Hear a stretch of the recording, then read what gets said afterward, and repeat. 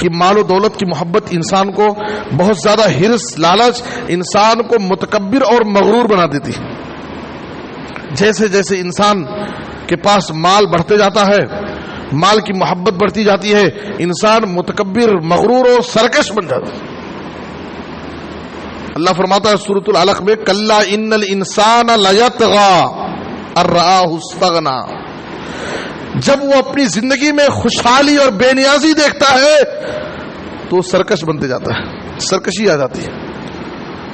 اور کافر لوگ کہتے تھے جو اللہ پر ایمان نہیں رکھتے تھے، نبیوں کی دعوت کا انکار کرتے تھے، وہ کہتے تھے مارے غرور میں، وقالوا نحن اکثر اموالا واولادا وما نحن بمعذبین، سورہ سبا کی آیت نمبر 35 میں ہے، وہ کہتے تھے نحن اکثر اموالا واولادا، ہمارے پاس مال بھی زیادہ ہے، اولاد بھی زیادہ، اس لیے ہم نہ دنیا میں ہمارا کوئی بھی کچھ بگاڑ سکتا ہے اور آخرت میں بھی وما نحن بمعذبین، ہمیں عذاب نہیں ہوگا۔ دنیا میں بھی ہمارا کوئی کچھ نہیں بگاڑ سکتا، اس لیے کہ ہمارے پاس دو بڑی طاقت ہے، ایک تو مال کی طاقت، دوسرے اولاد کی طاقت، تو ہم دنیا میں بھی ہم محفوظ رہیں گے اور آخرت میں بھی ہم کو عذاب نہیں دیا جائے گا۔ یہ ان کی خوش فہمی تھی، ان کا غرور اور ان کا تکبر تھا۔ قارون کو اللہ تعالیٰ نے بہت زیادہ مال دیا تھا، صرف اس کے خزانوں کی کیلیوں کو بڑی طاقتور لوگوں کی ایک بڑی جماعت بڑی مشکل سے اٹھا سکتی تھی، صرف خزانوں کی کیلیاں۔ اس سے پوچھا گیا کہ اتنے سارے خزانے تیرے پاس کہاں سے آئے؟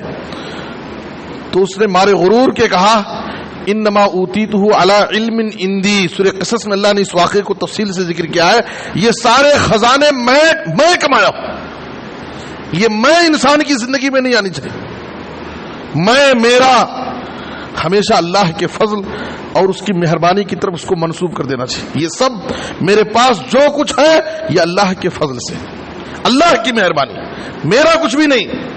انسان کی اس کی طاقت، اس کی قوت، اس کا علم، اس کا فن، اس کا ہنر، اس کو کچھ بھی نہیں دکھا سکتا، اس کے کچھ بھی کام نہیں آ سکتا جب تک اللہ کا فضل نہ ہو، اللہ کی مہربانی نہ ہو، اللہ کی توفیق نہ ہو۔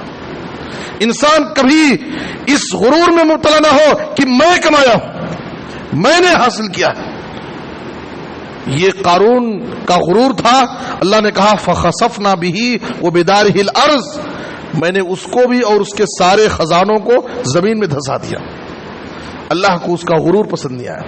تو مال و دولت کی حرص و لالچ انسان کو متکبر اور مغرور اور سرکش بنا دیتی ہے۔